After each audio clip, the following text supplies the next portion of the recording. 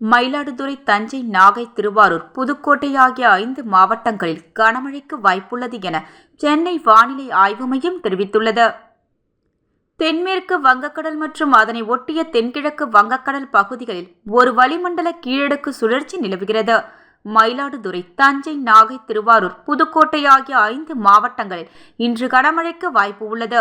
அதேபோல் உள் தமிழகத்தில் பொதுவாக வறண்ட வானிலை நிலவக்கூடும். பொதுவாக காலை வேளையில் லேசான பனிமூட்டம் காணப்படும். மயிலாடுதுறை, தஞ்சாவூர், நாகப்பட்டினம், திருவாரூர், புதுக்கோட்டை ஆகிய மாவட்டங்களில் நாளை ஓரிரு இடங்களில் கனமழைக்கு வாய்ப்புள்ளது.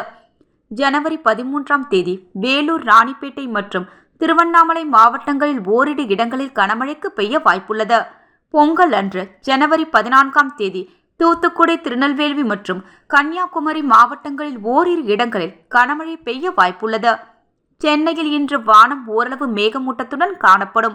நகரின் ஒரு சில பகுதிகளில் இடி மின்னுடன் கூடிய லேசானது முதல் மிதமான மழை பெய்ய வாய்ப்புள்ளது. பொதுவாக காலை வேளையில் லேசான பனிமூட்டம் காணப்படும்.